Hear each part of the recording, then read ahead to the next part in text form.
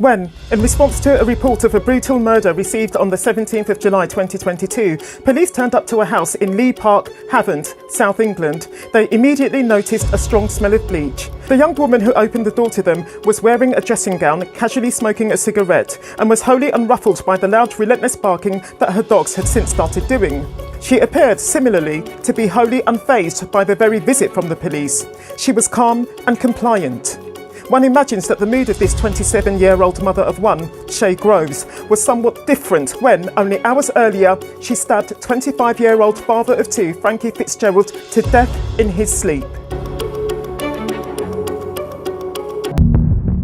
Now viewer, if I've got you hooked on the story so far, do subscribe, give the video a like, drop a comment when you're ready, and donate. Hit the thanks button below, I'll appreciate you. Groves lived in Botley Drive, Lee Park. The area is said to be friendly and with a strong sense of community in which everyone knows everyone else. Having no job, Groves spent most of her time at home. Groves' housemate, Lauren White, was, like Groves herself, a single mother of one. Her child lived in the property with Groves and Groves' own daughter. Groves' bipolar disorder and complicated PTSD came, it is said, from the abuse that she suffered as a child. Happily though, by all accounts, Groves doted on her own little girl. Groves' sudden slump from normal behaviour, if you will, to life as a pagan goth obsessed with violence began in 2020. Staying up until all hours to watch true crime documentaries or to read books about the criminal underworld became routine for her. While unemployed, Groves no less found the money for the numerous tattoos and piercings that she then acquired. The 4 decorative knives that hung on her bedroom wall depicted the fictitious serial killers Chucky, Jigsaw and Pennywise. The knives hung next to Groves' 2 Viking axes. Those 6 weapons were easily accessible to anyone in the house. Keep in mind that there were 2 small children living in Groves' home. One might also question why Lauren, Groves' housemate, didn't run a mile with her child on seeing what Groves was becoming. Soon after discovering Frankie's body, police arrested Shaye and her friend Lauren in connection with the murder. The initial charges against Lauren were failing to give investigators the PIN code for her mobile phone. She was later released on bail and was scheduled to go on trial for not disclosing her phone's PIN code to authorities. However, no further information is available about Lauren's status at this time. Groves' Celtic dagger, with which she would go on to hack her boyfriend to death, was less publicly accessible. She kept it under her pillow. Groves, then, slept with a dagger in her very bed. I can't say where Groves got the coffin-shaped bookcase that she had in her front room. I also can't say why, on first seeing the framed drawings of infamous serial killers, including Rose West, Myra Hindley and Jeffrey Dahmer, that were hanging on Groves' bedroom wall, Frankie Fitzgerald, who had been seeing Groves on and off for 6 months, again didn't run a mile. A doting father, Frankie Fitzgerald came from a close-knit family based in Portsmouth. A kind and caring person, Frankie was well loved by his friends and family. But Frankie had a dark side to him. Like his new girlfriend, Frankie was a fan of true crime. He and Groves used Groves' decorative knives in the knife play in which they regularly indulged during sex. They performed other acts of BDSM too, both being fanatical about such activities.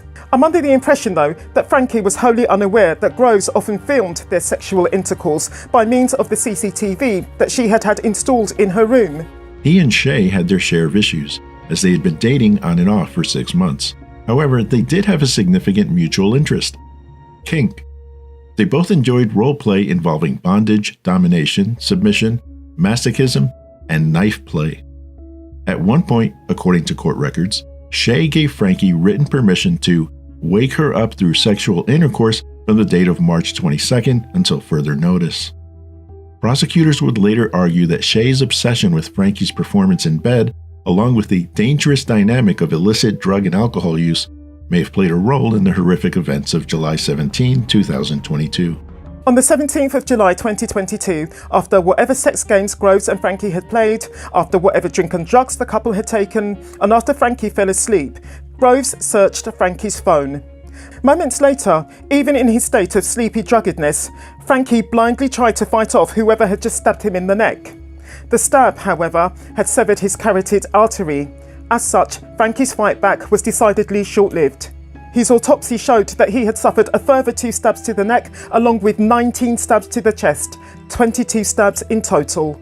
Groves was giggling when she next video called her friend, Vicky Baitup, to show her what she'd done. When Groves pointed the camera at Frankie's slaughtered body and said, in giggles, "I'm done with him," Vicky understood that it was not, as she may have either believed or hoped, a joke.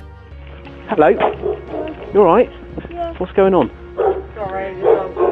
No. Don't close the door. What's going on? With what? You Shaye? I am Shaye. Right. I've had some kind of strange, interesting call about somebody having had their throat slit. Okay. So what's going on here?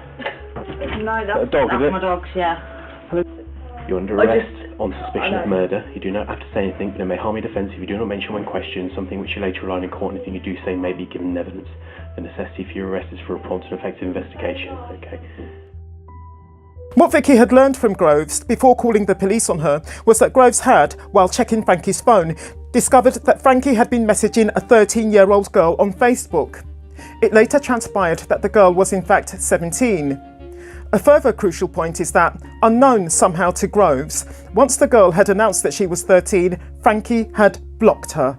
Vicky had also learned of Groves' intention to clean up the murder scene and then bury Frankie's body in her back garden. Every one of the lies that Groves told in her subsequent trial was ripped to shreds by the prosecution.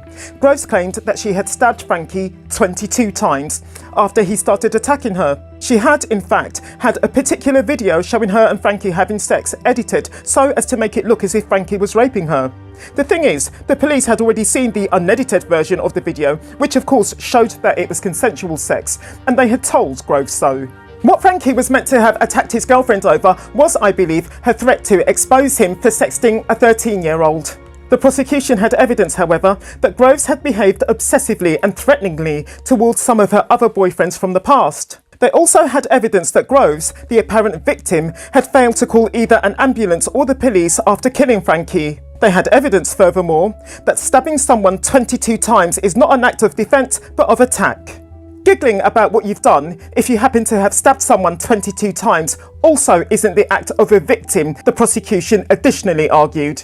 In court, the prosecutor Stephen Perrion declared, "The defendant, by reading about and watching murder documentaries, was familiar with crime scenes, how to create a false narrative, and how to set up a false alibi." During the trial, prosecutors introduced evidence that revealed the extent of the depravity of Shaye's crime. Witness testimony also revealed that Shaye had fabricated an alibi by sending numerous messages to a friend and taking steps to clean up the crime scene. The court also learned Shaye had a camera set up in her bedroom from which she would select and edit video clips to make it look like Frankie had abused her. The jury agreed with the prosecution. So did the judge, but with one crucial caveat. To his mind, Groves didn't kill Frankie in cold blood. Whether or not this is why he only gave Groves 23 years, to me that sentence is an insult to Frankie, his children, his parents and all his other family and friends. If this video has gripped you, I recommend you to watch this one next. I'll meet you there.